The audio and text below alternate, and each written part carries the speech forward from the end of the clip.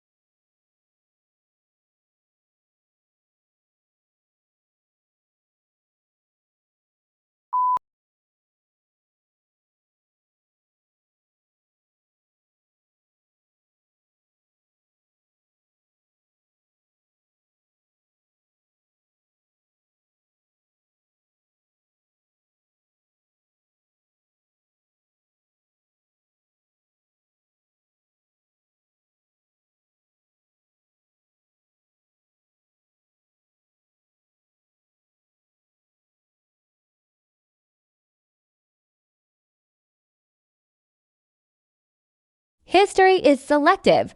What history books tell us about the past is not everything that happened, but what historians have selected. They cannot put in everything. Choices have to be made.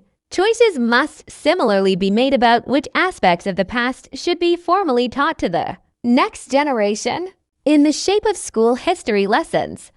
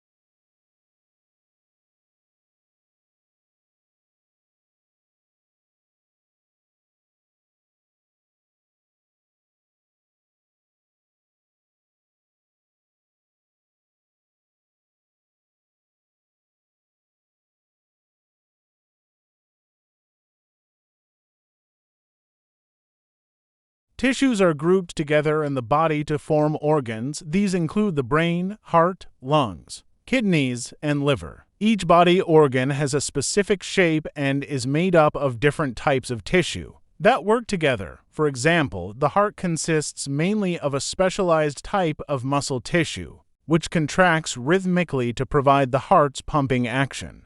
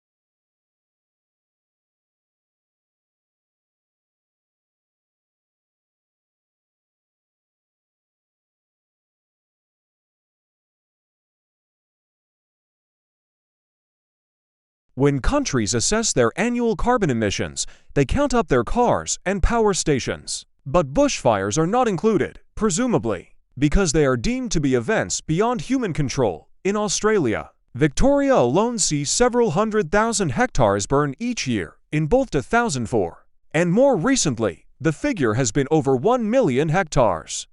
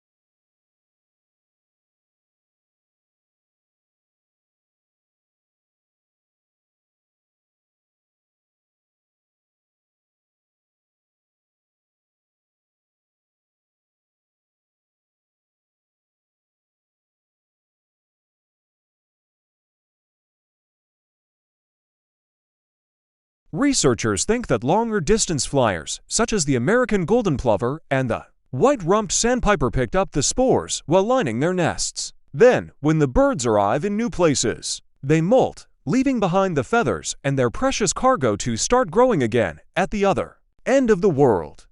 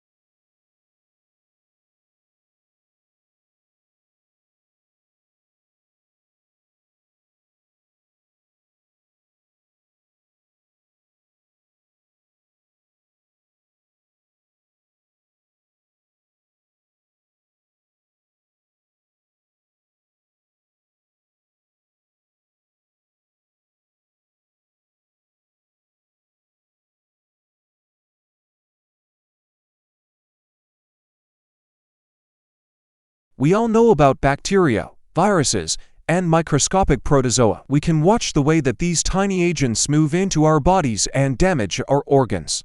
We have a growing understanding of how our body mounts defensive strategies that fight off these invaders, and they've built some clever chemical that can help mount an assault on these biovillains.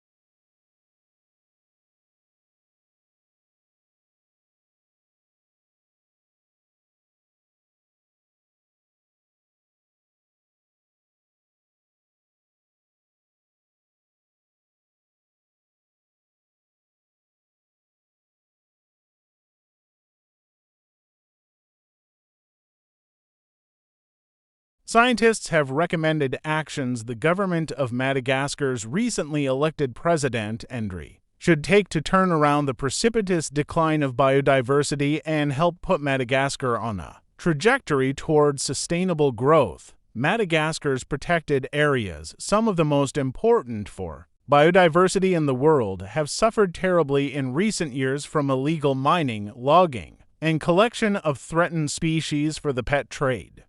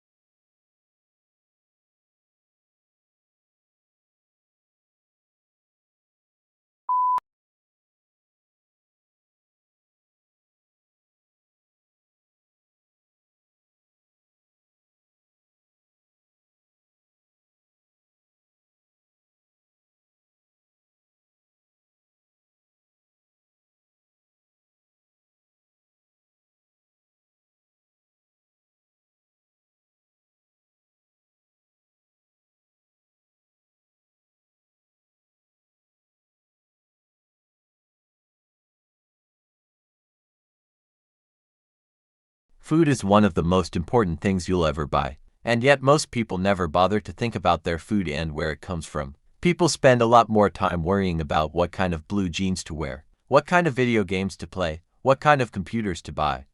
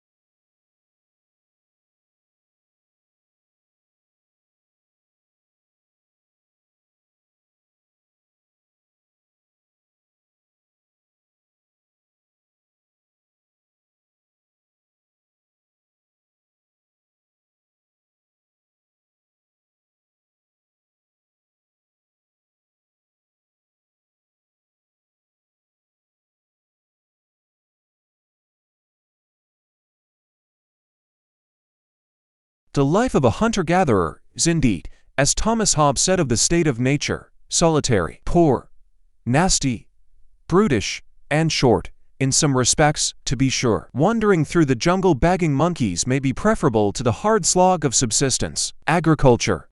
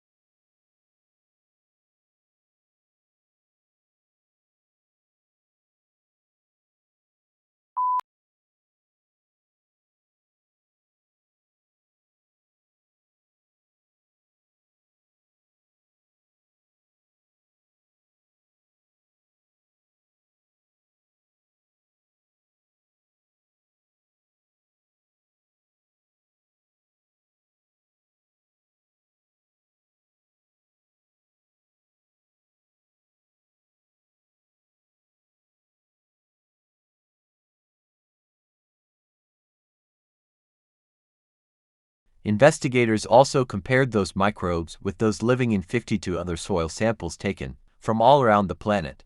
The park had organisms that also exist in deserts, frozen tundra, forests, rainforests, and prairies. Antarctica was the only area that had microbes that did not overlap with those found in Central Park. Only a small percentage of the park's microbes were found to be already listed in databases.